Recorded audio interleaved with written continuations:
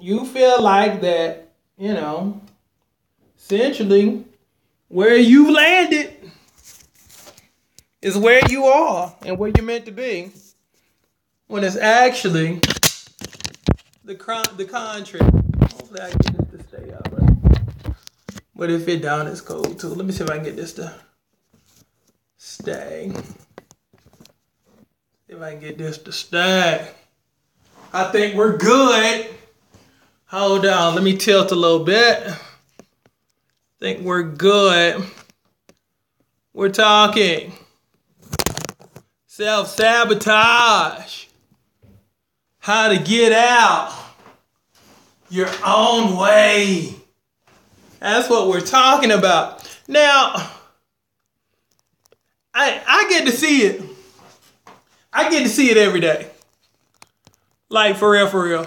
Because for most of my day, people pop up. Yeah, I'm ready to do this and I'm ready to do that. I just hope that I can do it. I just hope that I can finish. I hope that I can accomplish. I hope. See, that word hope will kill you. Because hope is not a commitment word. See, commitment words bound you, but when you say I hope isn't a strong word. Hope isn't a definitive word. Hope isn't a power word. Words such as I am, I will, I shall. When you say stuff like that, that not only do you sell you on it, but you sell your people on it too. And you sell everybody who's buying into you. Feel me? But when you use that word hope, then you set yourself up for failure. Self-sabotage. And see, here's the funny thing. You're used to doing it. And you've accepted it. Self-sabotage. You get this close to the end, but you never get to see your breakthrough because you always mess it up in the end. You get this close to happiness, but because you're afraid on what's on the other side, you say, you know what? Let me do something that's going to stop me. Because is the game over once I win? I'm so used to not finishing. I'm so used to not winning. What happens? And because I don't know what happens, I self-sabotage myself. You're this close to finishing your weight loss, but because you've never finished anything, you basically say within yourself, I'll get out of my habits that got me to losing weight, and I'll do it tomorrow. Tomorrow then becomes next week. Then next week becomes next month. And then, so the weight that you've lost, now you done put back on. Now you starting back over. Sounds familiar to anybody? Self-sabotage. Self-sabotage in a relationship standpoint kind of goes like this. Everything is good, but you mess it up because it's too good to be true, or in your mind it's too good to be true, or you mess it up because you feel like you should be punished for something that happened a long time ago. So it's kind of like a self-fulfilling prophecy. It starts off good, but then you feel guilty, like you don't deserve stuff, so you start sabotaging. Then when things don't go right, then you come back with the self-fulfilling prophecy and be like, you know what, I knew I should have put myself out there. I knew I shouldn't have, because it never turns out right. But you sabotaged it. How many things are you sabotaging right now in your life? Because you're afraid. Because you're afraid of being successful. Because you're afraid of the unknown. Because again, you've never finished anything. Or you finished it, but it's been so long ago, you forgot how to finish. Get out of your own way. Get out of your own way. Get out of your own way. At some point, and again, it all goes back to what you feel like you deserve. There's this mindset of, I don't deserve it. And those who feel like that, they don't deserve something, they never get it. Again, either way, you're right. So if you don't feel like you deserve something, you don't get it, you're right. But the people who feel entitled and the people who go after their stuff, guess what? They get their stuff. They get their stuff because they feel like they deserve it. Versus those who don't. Again, people who don't feel like they deserve anything great in life, when it doesn't happen to them, they don't freak out. They don't get moved because they ain't looking for nothing. But people like me, who expect the best, who won't settle for nothing, I go hunting for good stuff. Feel me? I go hunting for it. I go looking for some stuff. I don't, when things happen to me, I'm not moved because I'm still moving through. I'm still focused. I'm still locked in. I understand that every day won't be Sunday, but I need every day to look like the weekend at least. If every day won't be Sunday, I still need that thing to look like and to smell like the weekend. I'm saying every day that I put 2 feet on the earth, I'm walking toward the things that I feel like I deserve. So anytime there's something contradictory to how I feel about me, then I move it on out the way. I don't talk to it. I don't entertain it because it's a contradiction to how I see me. See, when you have a clear vision of who you want to be, then you don't accept things that's not like how you want to be. You start rejecting things that's contrary to how you believe of you. Feel me on that? Because again, if you accepted everything ain't good. See, when you start walking into your greatness, and when you start looking for greater and bigger and better things, then your time becomes a lot more valuable. So the stuff you used to entertain, you don't entertain anymore. It's kind of like how the good book says, how the Bible says, when I became a man, I put away childish things. When I became a man, I put away childish things. So the things I used to do, I don't do no more. Because it takes up my time. It takes up my space. It takes up my energy. And now that I understand how important and how valuable my time and my space is, then it becomes very, very limited to who I entertain and who I let in.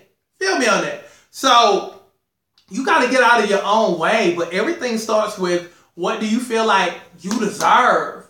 One of the things that I said this morning to everybody that was on the broadcast is, I need for you to go visit yourself. I need for you to go visit you. Not your current you. Not your past you. But your future you. I need for you to go see that car that you want.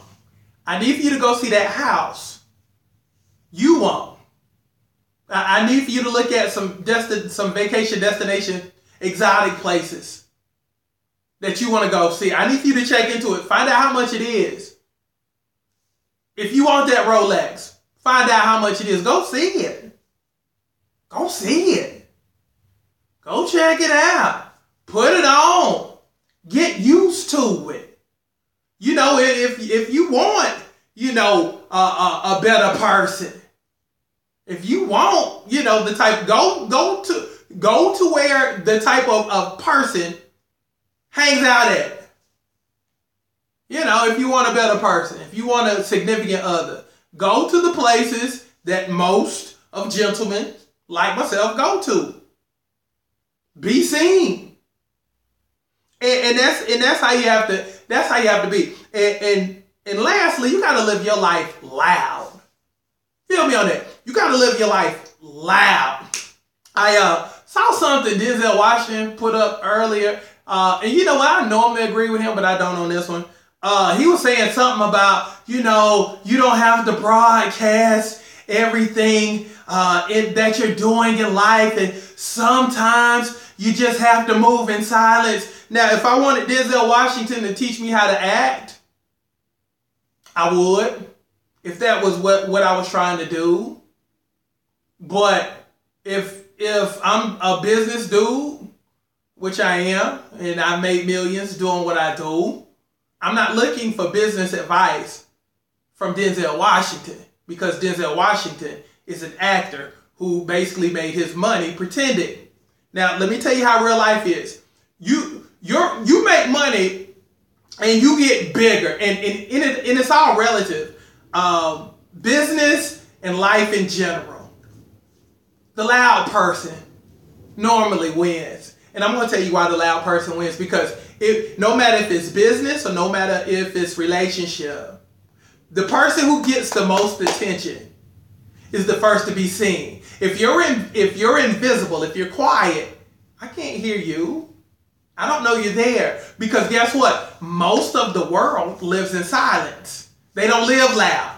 Everybody lives average. Everybody just, just do the same thing. They really don't stand out. But the people who stand out get the attention. And when you get attention, then you have you pick up the field. It's the same thing with business. It's the same thing with relationship. Live life loud.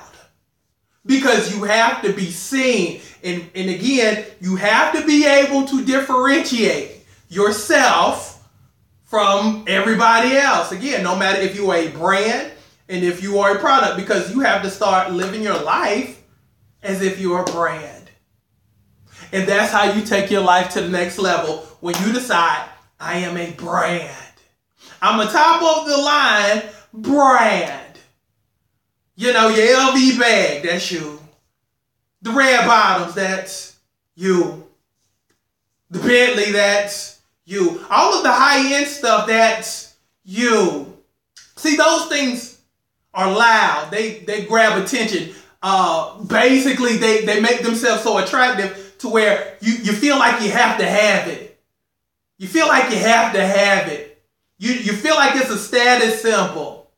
But again, you're not made attractive if you can't get attention. If you can't get attention, everything starts with gathering attention, and you can't gather attention if you're like this. If you're not making your life attractive. If you're not making your life so beautiful that I feel like I need to become a part of it to fulfill myself. You got to make your life look so attractive. So whenever you move in silence, I don't know what you're doing. When you move in silence, I don't know what you're doing. I'm saying. And how can that be attractive if I have no clue what you do? Feel me? So live life loud. Live life. Announce yourself. Think about all of the things that have been announced here recently that's loud, that gathers attention. Did Jay-Z and Beyonce announce their tour silently? Did they announce that silently? Did they do it to where they're not going to tell you the dates? They're not going to tell you the venue? They're going to let you guess? No. When you found out that Black Panther surpassed the 1 billion, did they do that in silence?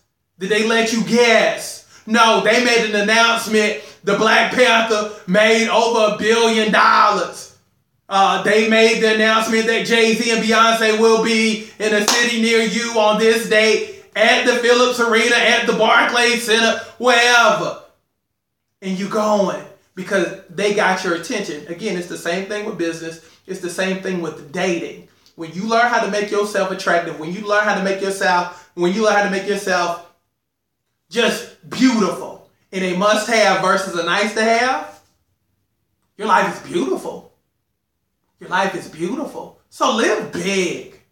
So the biggest takeaways from this is what I need. Get out your own way. Stop letting blocking you. First and foremost, stop letting blocking you. Number two, go see yourself. Go visit yourself, your future self. Go visit yourself. The things you want, go see. Put yourself in proximity to the things that you want. Because the more you're in proximity, the more you start believing, dang, I can have this. Dang, I should have this. Yes, I'm meant to have this. And lastly, live life loud. Live life big.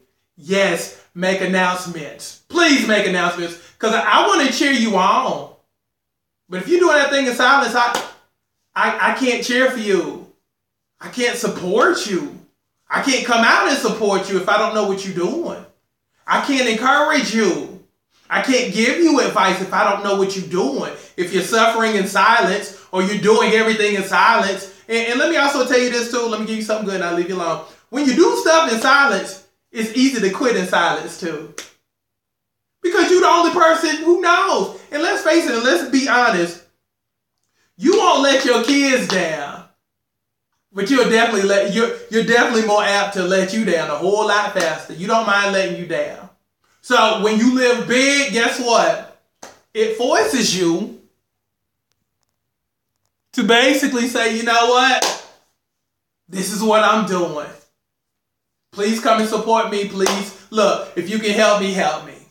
That's how you're supposed to do. Live life big. Live life loud. And that's what's up. So, love y'all. Thank y'all for hanging out with me. Get out your own way and let's live bigger. Let's live louder. Because one of the favorite things that you'll always hear me say is this.